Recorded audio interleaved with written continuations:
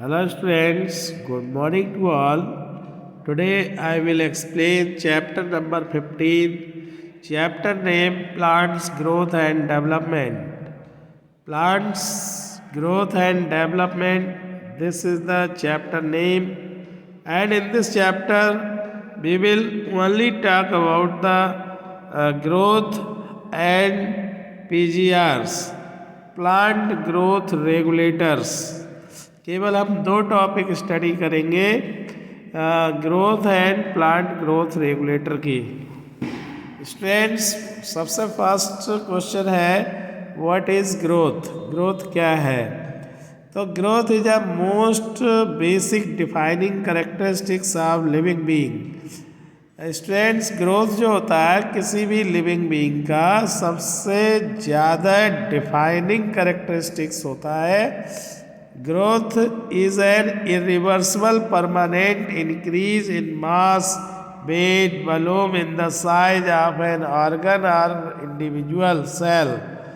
Student, growth एक irreversible permanent increase in mass, मतलब अगर किसी सेल के मास में, उसके वेट में, उसके वॉल्यूम में और किसी ऑर्गन के साइज में अगर कहीं पे बढ़ोतरी हो रही है तो ऐसी इरिवर्सिबल परमानेंट इंक्रीज को ही ग्रोथ कहा जाएगा।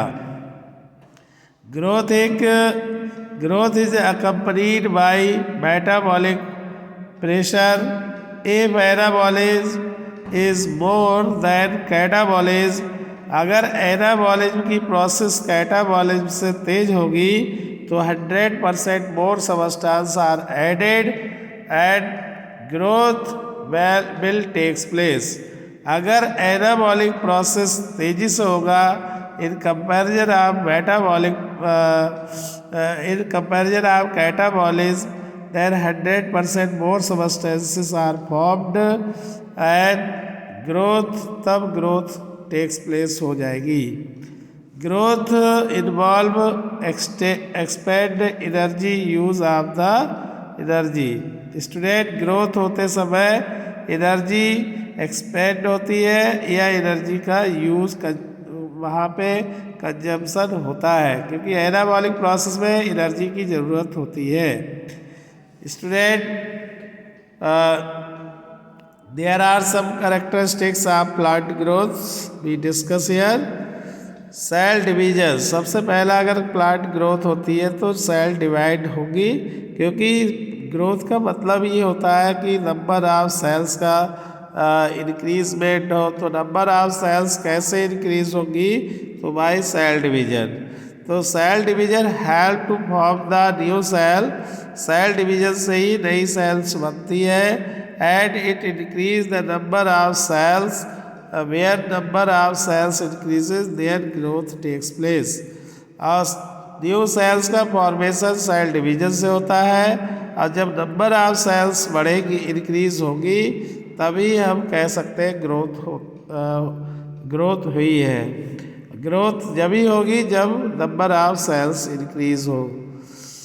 Students, in plant meristematic cell या tissue undergo the cell division. और जो प्लांट के मेरिस्टेमेटिक सेल्स या टिश्यू होते हैं उन्हीं में सेल डिवीजन होता है, और तभी नई सेल्स का फॉर्मेशन होता है। नेक्स्ट है सेल एक्सपेंशन। स्टूडेंट, सेल बनने के बाद उनका साइज एक्सपेंड करता है। तो जब an increase in the size of cell due to increase of protoplasm. जब प्रोटोप्लाज्म उसके अंदर, सेल के अंदर अगर वो बढ़ेगा, तब स्टूडेंट्स उसका साइज बढ़ेगा सेल का, और सेल का साइज बढ़ना ही सेल एक्सपेंशन कहलाएगा। और ये G1, S और G2 फेज जो होते हैं, इनमें स्टूडेंट प्रोटोप्लाज्म ही बढ़ता है, और जिससे कि सेल एक्सपेंड करेगी। तो student, this is the second characters of growth, plant growth. Next है बेटा, where size of cell increases.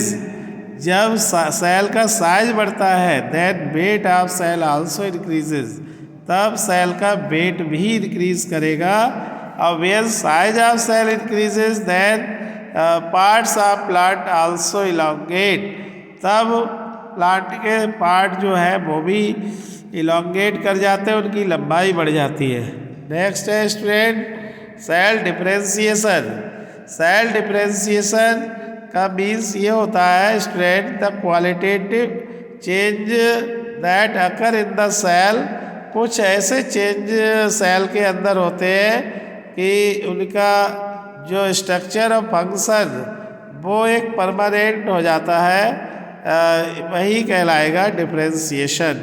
तो डिफरेंशिएशन में जैसे मान लीजिए मेरिस्टेमेटिक टिश्यू होते हैं जो बहुत तेज़ी से सेल डिवाइड करते हैं, अब बाद में जब कुछ सेल्स मेरिस्टेमेटिक टिश्यू की जब वो अपना साइज शेप सब कुछ फिक्स कर लेते हैं, परमानेंट कर लेते हैं, तब वो परमानेंट टिश्यू में चेंज हो जाते हैं। इसी प्रोसेस को डिफरेंशिएशन कहा गया है।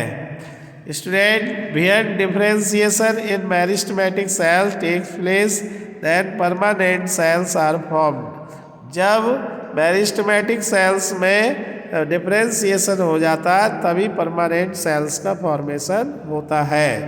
जैसे ये डायग्राम के थ्रू स्टूडेंट्स आप समझ सकते हैं। जैसे मान लीजिए दिस इज जायगोट, ये जायगोट है, इसमें माइटोसिस सेल डिवीजन हुआ तो डायाड बन गया, डायाड बन गया स्टूडेंट डायाड। और जब फिर सेल डिवीजन हुआ माइटोसिस तो टेट्राड बन गया, टेट्राड, TETRAD, टेट्राड। तो स्टूडेंट टेट्राड का मतलब क्या होता है जिसमें 4 सेल्स हो। अब फिर माइटोसिस सेल डिवीजन हुआ तो बन गया एम्ब्रियो।